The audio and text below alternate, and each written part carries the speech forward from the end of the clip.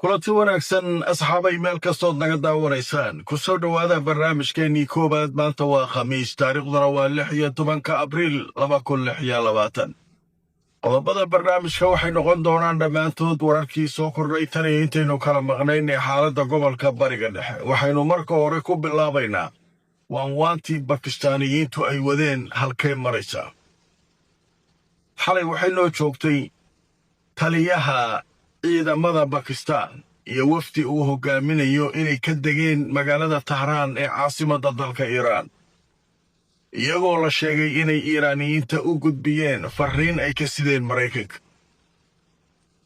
risaalada ay ka sideen Mareykanka ayay u dhiibeen wasiirka arrimaha dibadda ee ku soo dhaweeyay magaalada Tahraan ee Abbas Araghchi ninka la yiraahdo habixina liir mar u kaadiyay ilaa saacada kadib warqad kale loo dhiibay warqadaha waxay ku saabsan yihiin wada hadal kale haddii uu suuragal noqdo ay isugu yimaadaan Mareykanka iyo Iiraan in wada hadalladaasu aysan noqon kuwo ka adag kuwii hore sababtoo ah in hadda laga sii shaqeeyo in tanaasul la sameeyo marka dooda kulula marka socda wixii falanqeeyaashu ka yiraahdeen waan u gudbi doonaa laakiin marka hore newskan idin wixii laga qoray saaka aan idin la wadaago haddaba warbixin dhinaca amniga oo Bakistan laga helay waxay sheegayaan taliyaha ciidamada Bakistan inuu ku wajahan yahay dalka Mareykanka si uu u sii wado dadaalada dhexdhexaadid Bakistan warbixinno amni oo ka soo baxay ayaa waxay u sheegeen Al Jazeera in taliyaha ciidanka ninka la yiraahdo Caasim Munir uu ku wajahan yahay saacadaha nagu soo aadan dalka Mareykanka ilaa berito inuu tagi doono halkaas markii uu ka soo laabtay safar uu ku tagay Iiraan dadaalada dhinaca diblomaasiyadda oo la wado marka waa la ishayaan dhowr arinta ugu muhiimsan ee miiska u saaran sida hadda warbixinta wararka hoose ay sheegayaan waxa waaye arinta nuclearka Mareykanku waxay leeyihiin nuclearkana asagaasa mid kale isku haystaa ma ogolaanayno Iiraan inay uraniumkeeda ka shaqaysiiso oo ay bacrimiso waxaana uga baqaynaa inay bam nuclear samayso haddii bam nuclear samaysatana waa khatar kale oo gobolka ku soo korortay ma la aqbali karo marka dhowr hindisaal la keenay ruushka xataa miduu keeno uu leeyahay uraniumkan anaa qaadaya waxaan geynayaa dalkayga markii la heshiiyaan soo celinayaan Mareykanku waa diideen hadda marka waxaa la isku hayaa Mareykanku waxay yiraahdeen muddo 20 sano ah uranium dhan ma ka shaqaysiinaysaan waa la meelaa dhigaa waxaana loo sameynaa dad goorjoogayaala oo adduunka ka socda oo basaasiina oo meesha noo jooga inaynaan ka shaqaysiinin uranium 20 sano Iiraan waxay tiri waxaas wax shaqaynaa maaha annaga uraniumkeena nabadgelyaan u rabnaa warshadaan leenahay waxbaan leenahay waa ku shaqaysanaynaa dad adduunkoo dhan dariskoo dhan ku shaqaysta dowlad aan haysan male imaaraadka iyo waxa ka dhiga kulli Sacuudiga iyo hadda loo sameynaya Turkiga Ruushka laba maxadadood u sameeyay waxaasoo dhan way jiraan ee sababta maya hadda marka waxa la fariinta loo dhiibo waxa waaye 5 sanawaad adeerow inta adiga joogtid uraniumkani waxaan waa iska keenayna laakiin mid aan laga hadli karin ay jirtay leeyihiin Iiraaniyiintu waxay leeyihiin sawaariid iyo gantaal wada hadal ma ku jiro bakaas uraniumkani waxaan waa ka tashanayna laakiin gantaalaheena iyo waxa kan iyo ma laga hadli karo ninkii Netanyahu halkaas uu fadhiyaa wuxuu leeyahay war waxa ka daran nuclearkani waxa kan gantaalaha ka daran waxa nagta naga saar waaye gantaalahan habaabees gantaalada baabees baa gacmaha taag kaalay saar rabaan ka yeelo waaye martaas ma yeelaysaa may marka doodda waa socotaa marka hadda fariintii uu geeyay mid kale u dhiibeen berito ayuuna wuxuu aadi doonaa saacadaha soo socda taliyaha ciidamada Bakistan Mareykanka ayuu aadi doonaa leeyahay haddaba marka dadaaladaas xoog ay leeyihiin waxaa laga yaabaa in kulamo ay dhacaan leeyahay toddobaadka soo socda oo Iiraan iyo Mareykanka dhex maraan marka ilaa hadda waqti loo qabtay iyo meel uu ka dhacayo ma jiro. qaar waxay leeyihin waxaa laga yaabaa bakistan lagu qabto. trump hore wuxuu u sheegay inay tahay in lagu qabto waddan yurub ku yaalla. marka waxaasoo dhan way socdaa, laakiin hadda weli wax badan layslama meel dhiginaa leeyahy. qodobkaa marka halkaasaan kaga gudbaynaa. wadahadallada iyo hawshooda iyo halkaasay joogtaa. waxaan u gudbaynaa marinbiyoodka hormus. marinbiyoodka hormus waxiise waxay noqdeen wax lagu wareeray. maraykanku waxay leeyihiin waa go'doominay. dhanka kale waxaa la sheegayaa maraakiib tiro badan inay halkaa ku go'doonsan tahay joogto oo aysan ka gudbi karin. midda kalena maraakiibta qaar waa iska marayaan. xalay waataa soo qaadanay 2 markab oo iiraan leedahay waa iska mareen. maalin dhexdaasa koo shiidays leeyahy waa iska maray. ayaguna waxay leeyihiin waa qabannay, wixii meesha marayay waa celin. marka arrintaa marka buuq fara badanaa ka tagan. marka hadda su'aasha waxay ka timid oo warbaahintu isweydiinaysaa, hormus yaa maamula? maraykan anaa xukumow leeyahay wixii maraayo. iiraanna waxay leedahay warkiisu wax ka jira ma jiraan. marka hadda yaa xukuma? hormus yaa maamula? meeshan laysku haysto yaa xukuma? amarkiisa yuu ka shaqeeyaa. haddaba marka waxaa hadlay maanta war soo saaray guddoomiyaha madaxa garsoorka dalka iiraan. ragga ugu sarreeyuu ku jira, garsoorka dhan u haystaa. haddaba markaan idin tuso, aljaziira waxay leedahay madaxa garsoorka iiraan ayaa waxa uu sheegay ciidamadoodu inay xukumaan marinbiyoodka hormus. inkastoo dacaayado cadowga uu sheeganayo waxbuu iska sheeganayaa, laakiin dadka meesha xukumaya ee maamulaya ee shaqadoodu wata waa annakoo leey. warkiisa yaa la dhegaysanin macallinka weyn. faataale waayuu leey, wax ka jira male. annaga waayuu leeya dadka meesha xukunna amarkoodana ku socdo. haddii ninkan uu wax xukuma asaa mari lahaa yuri meesha muxuu maraa. marka meeshan yaa la iswereerinaa liin. xisaabtaa la dhiib. markabkii xisaabta dhiiba waa gudbaan. marka sheekada hormus iyaduna waa qasab tahay, halkaasay maraysaa. waayahay wararkaasaa soo kordhay, laakiin wax dagaaloo hadda ilaa hadda dhacay ma jiraan.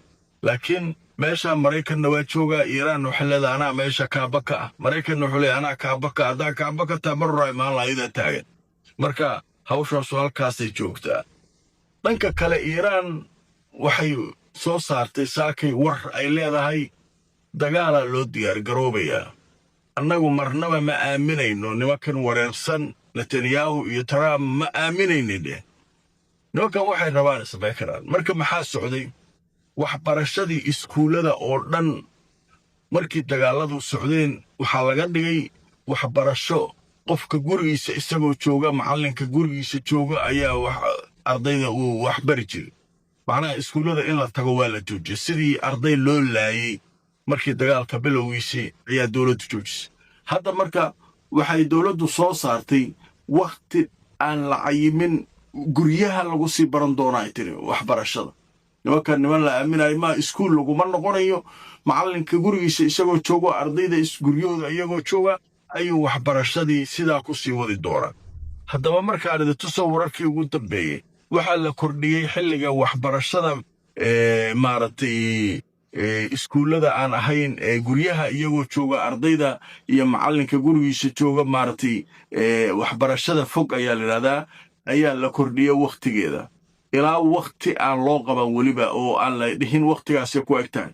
wasaaradda waxbarashada iiraan ayaa amarkaasi soo saartay saakay. dhammaan dhinacyada waxbarashada ayay saamaynaysaa arikan. hadday tahay dugsi sare, dugsi hoose, dugsi dhexe, jaamacad, kulli waxbarashada fogfog ayaa la baranayaa. keliya iskuul lama tegayo. waxbarashada fog marka maxaa laga wadaa? adoo gurigaaga jooga, ardayga gurigiisa isagoo jooga, macallinkana gurigiisa jooga ayaa internetka la soo gelayaa. meeshaasaa marka wax laga barayaa, qadkaa marka wax laga baranayaa. marka hawshaasu iyaduna halkaasay maraysaa.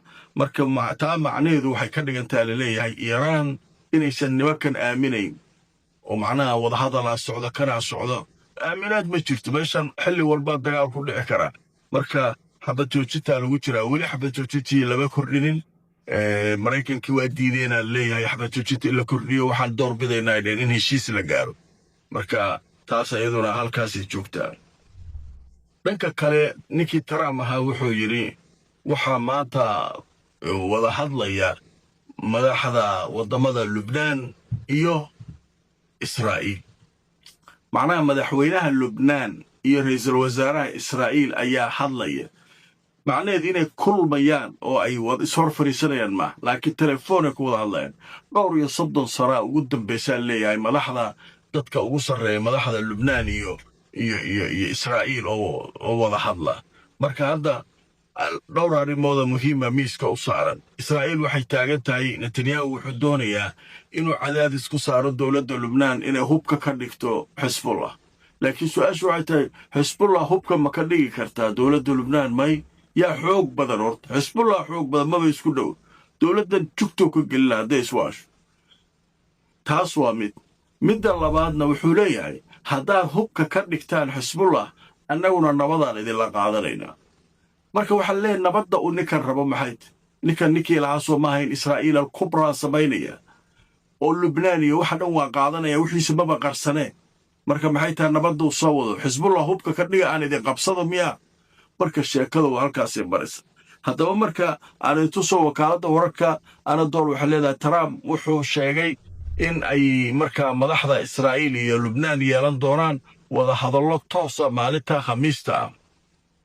haddaba gabar wasiirka ah dowladda Israa'iil ayaa sheegtay in telefoonka ay ku wada hadli doonaan maanta Khamiisa madaxweynaha Lubnaan iyo ra'iisul wasaaraha Israa'iil. waxaana la sheegay in muddo aanay sidaa dhicin oo ku dhow 34 sano. marka hawsha iyaduna halkaasay mare. marka dowladda Lubnaan iyo Netanyahu iyo Trump iyo iyaguna ruwaayaday jilayaan meeshaas waa wada kulmayna telefoon ku wada hadlayna ilaa Hezbollah inay joogtay ku haysaa. saakay waxa leeyahay gantaalo iyo drones ayaa lagu weeraray waqooyiga Israa'iil iyaguna weeraray soo qaadeen. nimanka marka iyaga xisaabtan halkan ka socota iyo wada hadal iyo qaraac iyo kuma jiraan. Hezbollah waxay ku xireen ciidanka ilaalada kacaanka Iiraan maalinka kuwa joojideen inta ka horeysana joogtay ku wadayeen. haddaba waxaa soo dhacay war saabsan madaxweynaha Lubnaan oo isagu ka hadlay arinta wada hadalka dhex mari doona telefoonka isaga iyo Netanyahu waxuu noqonay. wuxuu sheegay Lubnaan inay doonayso wada hadalka in marka hore laga hadlo xabad joojin horta aan ku heshiin. xalay marka waxaa shiray golaha wasiirada Israa'iil waxay ku heshiiyeen inay xabad joojintu hadda ay dambayso oo dagaalku sii socdo oo Hezbollah la sii garaaco. ninka Trumpna way la hadleen oo waxay yiraahdeen xabad joojin aan ugu soo hadal qaadin nimankan xogaa aan kululayno Hezbollah. marka ninkan wuxuu leeyahay iyadoon xabad joojin laga wada hadlin marxalad kale ma loo gudbi karo leeyahay. marka Netanyahu waxay noqonaysaa uu leeyahay waxa ugu horeeyaan ka wada hadlayno xabad joojin. haddii uu xabad joojintu diido dee sidee marka wax u soconayaan wax ma shaqaynayaan. marka warkaas isaguna hadda goordhow madaxtooyada Lubnaan ayaa soo saartay. dhanka kale ciidamada Israa'iil waxay sheegeen weeraro saaka ay qaadeen inay ku burburiyeen buundo la yiraahdo al-Qaasimiyya oo ku taala koonfurta Lubnaan. buundooyinkii dhanay jaraysaa webiyadii wixii oo dhan dhul dhanay rabtaa inay isku goosato oo aan wax u soo gudbaa. way socotaa sheekadii balaankii iyo qorshihii Israa'iil al-Kubrada Israa'iisha weyn ayaa meesha ka socda. marka xaalku halkaasuu mara. wararkaas ayaa soo kordhay intaanu barnaamijka ku jirnay. haddii alla idmo waxay soo kordha barnaamijyada dambe ayaan idinkula wadaagi doonaa. ku xirnaada mar walba barnaamijyadeena xaqiiqada ku salaysan inagoo mar walba idinla wadaagna macluumaadka iyo wararkaanu soo gudbinayno halka ay ka yimaadeen. like gareeya oo share gareeya barnaamijka haddaad cusub tahayna ha iloobin inaad subscribe ka samaysato channelkeena YouTube-ka, Facebook-gana follow garaysid. inta aan mar kale kulmayno iyo barnaamijyo kale nabadgelyo.